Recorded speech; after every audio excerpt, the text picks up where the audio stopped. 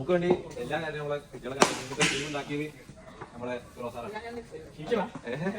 അപ്പൊ നമ്മള് ഇത്രയും കാലം നമ്മള് ഈ ഒരു ടീമും ഇത്രയും പിള്ളേരെ ഇങ്ങനെ കൊണ്ടുവന്ന് എല്ലാ കാര്യത്തിലും നോക്കി നടക്കുന്ന സാറാണ്. ഇങ്ങനത്തെ ഒരാളെ നമുക്ക് വേറെ ഇപ്പൊ കാണാൻ തീരില്ലാത്തൊരു ഇതാണ്. നമുക്ക് എവിടെ പോയാലും ഇപ്പൊ ഇങ്ങനത്തെ ഒരാളെ നമുക്ക് കാണാൻ കിട്ടും. എനിക്ക് പേഴ്സണലി ആയാലും ഞാൻ പറയാം, അപ്പൊ ഞാനും ഫുട്ബോൾ കളിക്കുമ്പോൾ ഞങ്ങളുടെ കോളേജിലും അങ്ങനെ ഒരാളുണ്ടായിരുന്നു.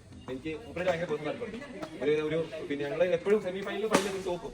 ഒരു കോച്ച് ഇല്ലെങ്കിൽ എത്ര നല്ല പ്ലെയർ ആണെങ്കിലും കോച്ച് ഇല്ലെങ്കിൽ ഒരു പ്ലെയർ വളരില്ല. നമുക്ക് കിട്ടിയത് നല്ല ടീമാണ്. എത്ര നല്ല കോച്ച് ഉണ്ടായിട്ട് കാര്യമില്ല, ഡെഡിക്കേറ്റഡ് ആയിട്ടുള്ള പ്ലേയേഴ്സിനെ കിട്ടിയാലേ നമുക്ക് റിസൾട്ട് ഉണ്ടാക്കാൻ പറ്റുള്ളൂ.